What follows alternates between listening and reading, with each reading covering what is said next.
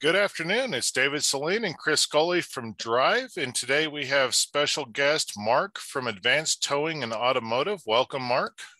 Thank you. I'm happy to be here. I'm glad you guys selected me to join your live stream.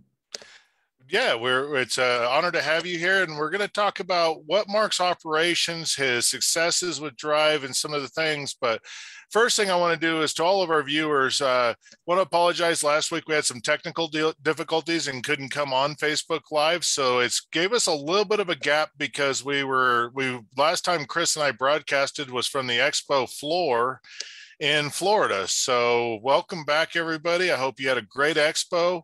And for all of you that missed the expo and all the fun activities, the expo floor, the special workshops, the new releases and everything, we look forward to seeing you in Vegas in September of 2023. The dates are up, registration's open. So feel free to go to the expo website and sign up for next year's expo. Now to get on to today's show, Mark, so let's talk a little bit about your business. Now, if I understand this correctly, you started off in a background with you working at a family dealership. That is correct. Yes, we had both a Ford and a Dodge dealership. And when I graduated college in 2009, I went and worked at our family dealership. I was on the sales side, I was on the service side, and I love cars anyway. So the service side of things is what appealed to me because I'm always in my own garage on the weekends, wrenching and doing this and that. So it made sense, when we decided to sell the dealerships to obviously continue in the automotive business, but, go more for the repair side. Okay, great. So in 2017, you made that choice to go out and open your own business and everything. So I want to kind of talk about you had a lot of dealership experience of running things and everything, but how was that first year when you got into your own repair shop? It was hell. There's still days I question what I did, but it's getting so much better. But that first year was really tough. The owner that had this business beforehand was a curmudgeon, so to speak. He did not get along well with people. As a result, there weren't a whole lot of people that came here for repair, and people picked and choose when they would actually have a vehicle towed if they were going to come to him. So it was an uphill battle for a long, long time getting the word out there that we were under new ownership. The other individual was no longer involved. And honestly, it took probably 3.5 to 4 years to really start seeing some advances in the business and the customer base and in the profitability and all that. And, of course, Drive gave a lot of good things to work on, focus on, and, try to make us the best we possibly could be with what we had to work with. So it hasn't been easy. Some days still aren't easy, but it's a hell of a lot better than it was. Well, you brought up a thing because, like I said, I know you started your business in 2017. You found Drive and signed up with us in 2018, and we've been helping you since. But you brought up a big point over here. You took over an existing business that, we'll just say, for the lack of better terms, had a not so great reputation. Mm-hmm. And was not quite a leader in the industry or the community over there. And you inherited everything that shop was about, even though you were the new owner. Oh, yep. And so, that's a big topic. I don't think we've actually got to talk about this, is overcoming a reputation that isn't yours and having to remake the business from the ground up and convince the community that it's a new business. Yeah. Yeah, and it's definitely a challenge. So I know some of the background in terms of your coaching and stuff. We've talked a few times. You've been in some of the workshops I've taught. Let's talk a little bit about what were the things that you focused on in your shop and then your marketing to turn that around? Big thing was the marketing. I wasn't doing enough of it initially when I got in here, and you folks at Drive encouraged a lot more dollars spent in marketing, which was kind of a hard pill to swallow because we weren't making much money, if any money, at that time. And then also staffing. So I ended up getting a couple of technicians that were at our Ford dealership to come over, and I retained a couple of employees that were here when I bought the place, and together we made it happen. But you know, like I say, that reputation is really hard to get. It's a heck of a lot easier to ruin a reputation than it is to build a solid reputation. But between the marketing efforts, getting our name out there, advertising on Facebook and Google and all that, that helped a lot. And, you know, we're in a small town, so a lot of people don't really use Google for reviews, at least in this industry. But we really started pushing that. And, you know, where we're at in the country, we have a lot of tourism in the summertime.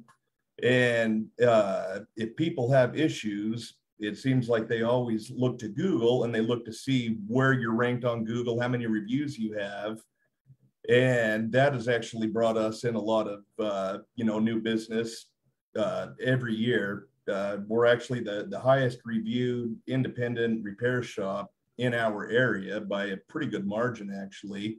And we have solid reviews. So that's definitely helped to capture a lot of the new business. And then, you know, as they say, your best advertising is word of mouth. Right. So, you know, we try to make sure that customers are happy when they leave. We have a program, which I'm sure a lot of viewers out here use, or something similar, which is called My Shop Manager, that reaches out to the customer several days after they've been here to check, make sure everything's good. And a lot of people respond to it. And then at that point, I'll start talking with them. And then it follows up with them, you know, every couple of months and things like that. So that's been really positive. I've had a lot of customers say they appreciated the text message a couple of days afterwards, and they've actually used that as a reference when giving us a review on Google. So, I mean, as far as the shop itself goes, I don't think there's a clear-cut way that, you know, it may work for one shop, one strategy, and, you know, a shop somewhere else, it may not work, but it's a lot of trial and error and just sticking to it and taking the good with the bad. And there's always tomorrow. You touched on correct me if I'm wrong, but it sounds like the basic actions that you took could be summarized as put a good team there, do good work, deliver good service, and then build up reviews to show your reputation. And that's what helped turn it around. Absolutely. And then keeping involved in the community, you know, sponsoring things and whatnot. And it just kind of comes back around. You support somebody's little league team, chances are a parent's going to come back and support us. So Great.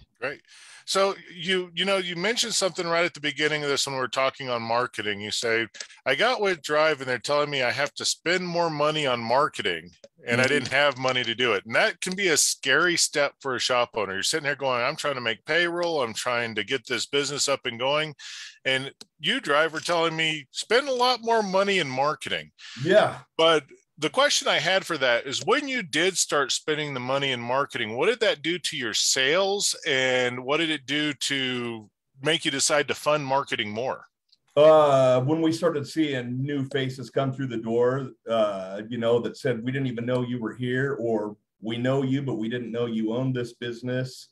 That right there was encouraging. So we've just, you know, kept it going and stepped it up and, you know, tried different areas, but obviously web-based seems to be the number one driver of folks, whether it's you know, our Facebook ads or Google that we touched on.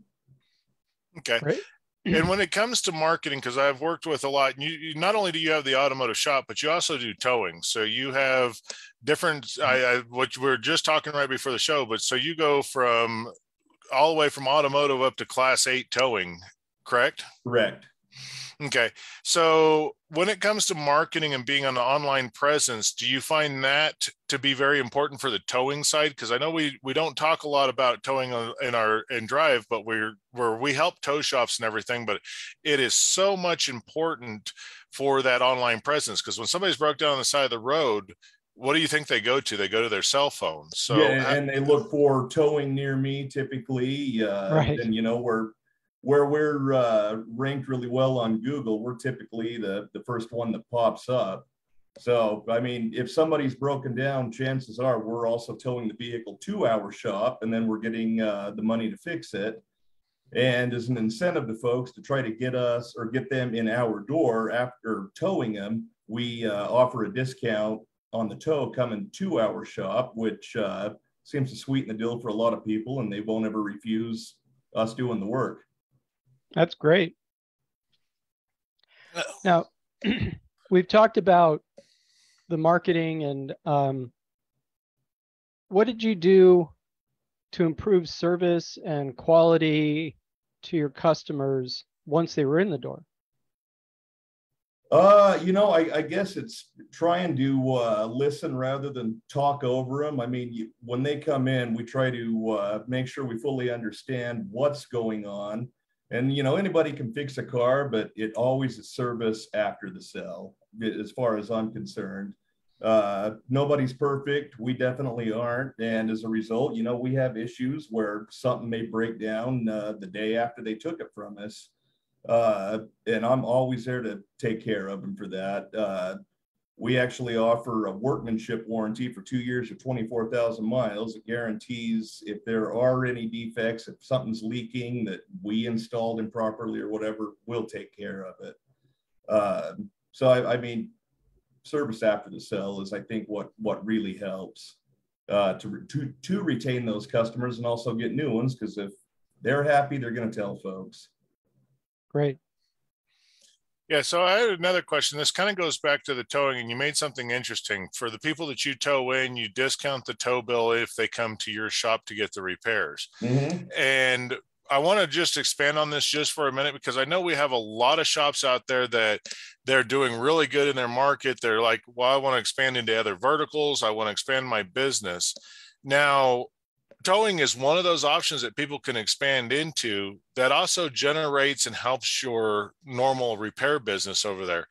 What percentage of the tows that you do today do you think get work into the shop that kind of feeds the shop?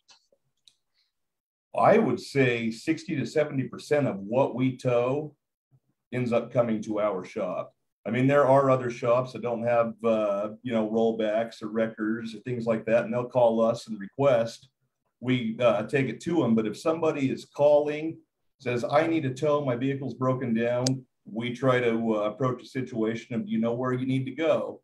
And, some folks are repeat customers to other shops. Others say, well, I really don't know. Do you have any suggestions? And if they're not aware that we're doing repair, that's when it gives us the opportunity to say, hey, we'll actually discount this tow and we'll bring it down to our shop, diagnose it, get you a quote, and see if we can't get you taken care of.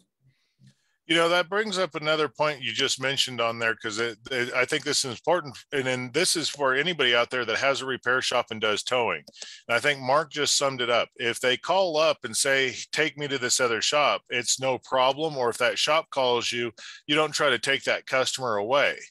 But if they don't know and they don't know where to go, you have a place to recommend for them, which is your shop to begin with. Absolutely.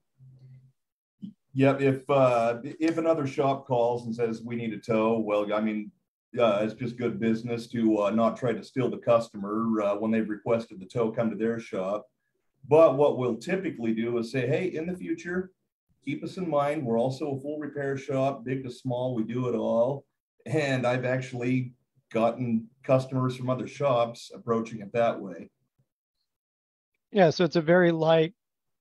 Yeah, great. If you're happy with them, cool. But if not, check us out. Yeah. Yeah, that's great. That's just not to take away from Mark for a second on this show, but that's a very unique, it's a good approach. And I know Drive teaches this, and this goes for not just towing or automotive, but this goes for your outside sales and anything you do. When you visit, if you're doing outside sales and you visit a customer, you're asking, getting to know them, asking, where do you get your work done now? What do you like most about them? If there's one thing you could change about them, what would that be? And then you're saying, look, I'm not here to steal that shop's business. I know you've been working with them for quite a while, but if you have something you need done in an emergency or something they can't get to, here's my number and here's my card. Here's a way to get a hold of us, and we'll be more than welcome to help you. We'd love the opportunity. That is one of the most effective outside sales things when somebody's already got a shop they use or a business that they use. You're not trying to pry them away. You're not talking down about the business that they're working with, but you're giving them an opportunity and a suggestion that, hey, there's another place for you to go if you want to. And I would say 90% of the time when I did this with our shop and our outside sales guy did it with our shop, within that month, we would see vehicles from that customer. Absolutely. I mean, that same works with collision shops and insurance agents.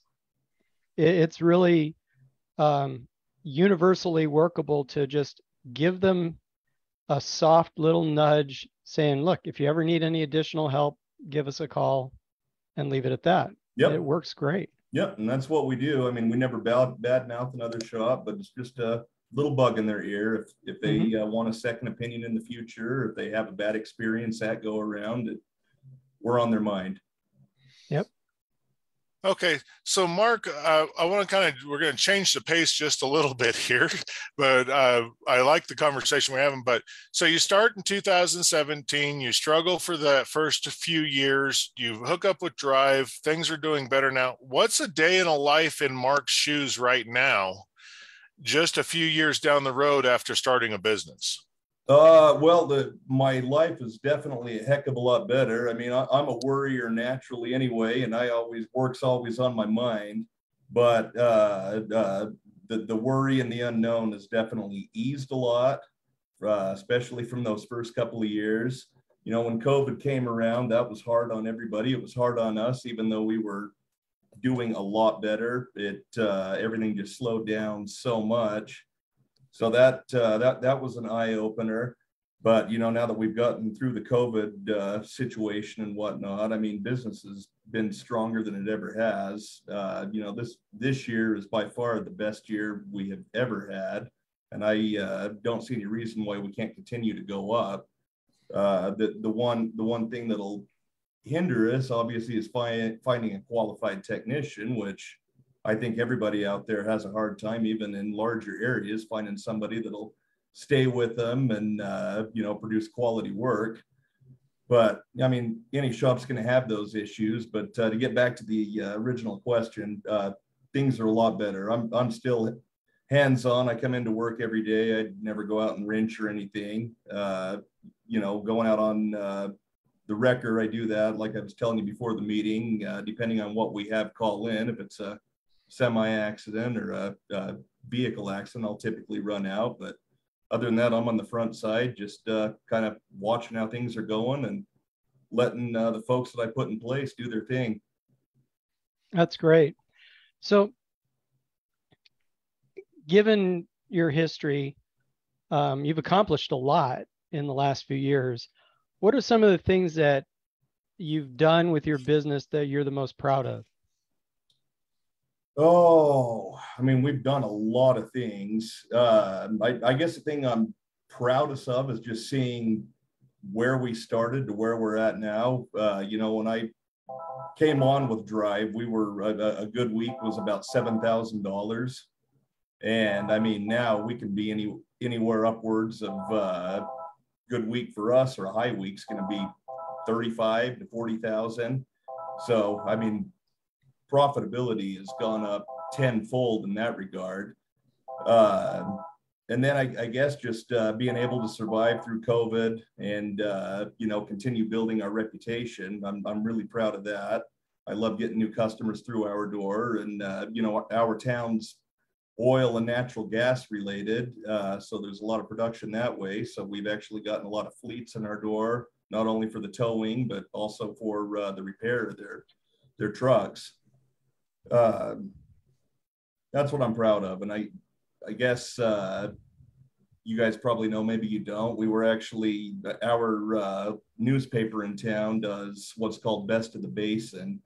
And it allows folks out there, just the general public, to vote on their favorite places. So favorite restaurants, favorite clothing stores, etc. And we were voted the #1 towing shop in town, and we took third in the most preferred automotive shop. So I guess to make those lists, it was a pretty big accomplishment for us.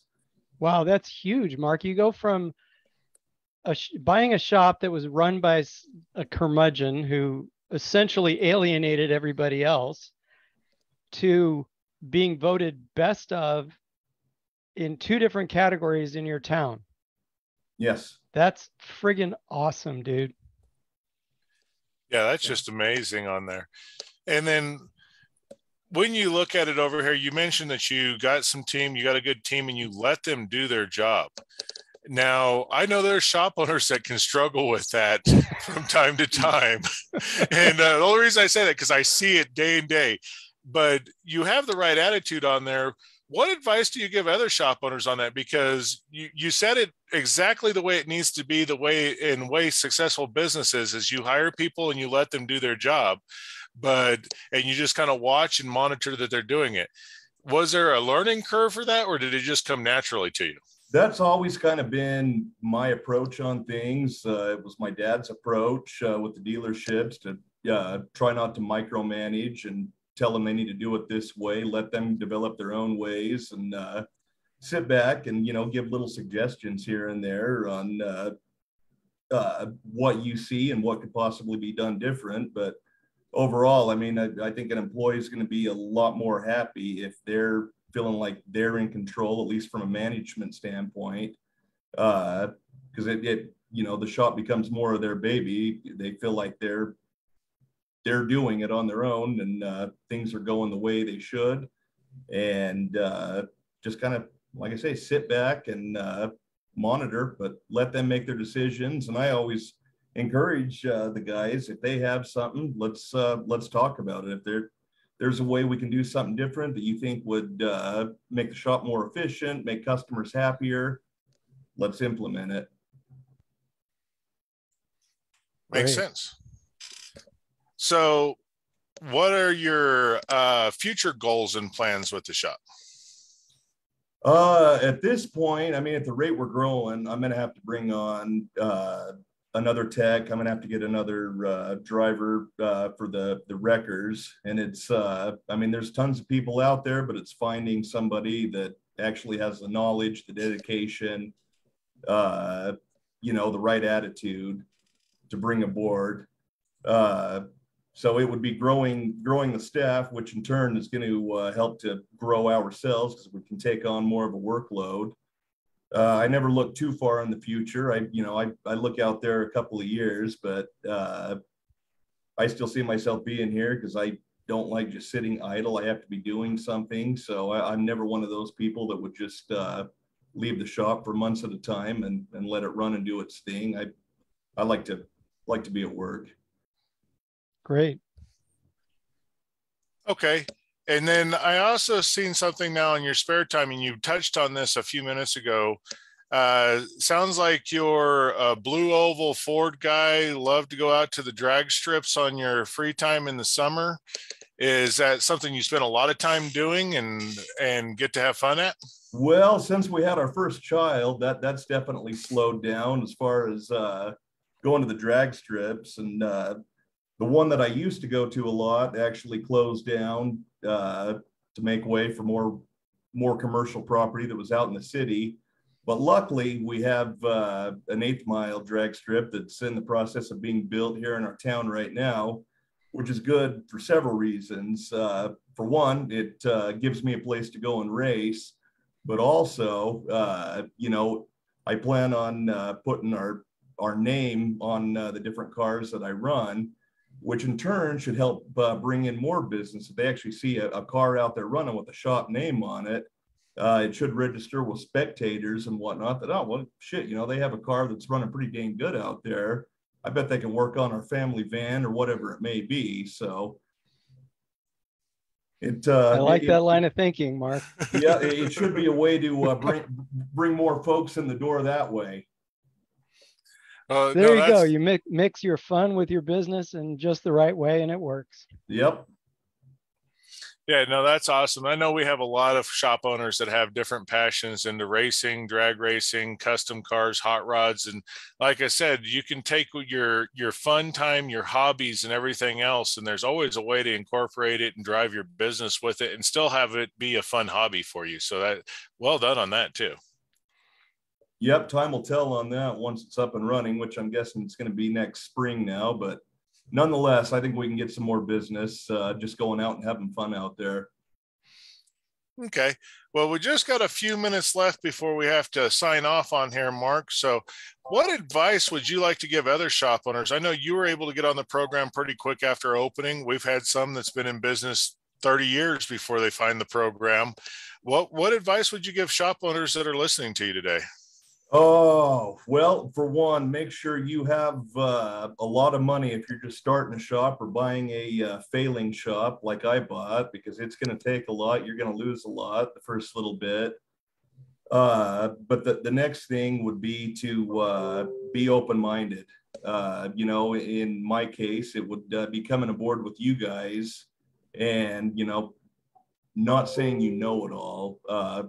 Take advice, take opinions from other folks that are looking outside in. And even if you don't like the idea, for instance, on spending more money on advertising, do it.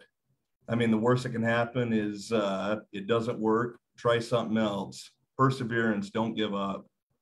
Because in time, if you can maintain a decent reputation, it will come back to you. You'll get more cars through the door, more money in your pocket. And ultimately, that the stress level should drop some. It'll never drop 100%, but it'll drop. Okay, well, that's awesome advice. Like I said, I think we don't have to say anything, Chris. I think Mark said it all. But Mark, we thank you for coming onto our show today, sharing your experiences, and congratulations on your success and everything that you've gone through and what you achieved. We look forward to being here to help you with all your future endeavors with the business and taking it to that next level. So thank you for coming on today. Well, I appreciate you guys having me. It was a pleasure talking to you and whoever else is out there listening. All right. All right. And for all of our viewers, we'll be back next week. Next week, our special guest will be Todd of Patriot Automotive, and we're going to be sharing another shop owner successes with you. So what we're trying to do is make sure we bring you value and help you change your mindset or pick up little things here and there that'll help your shop run better. That's what we're about here at Drive. So look forward to seeing everybody next week, and everybody have a great weekend.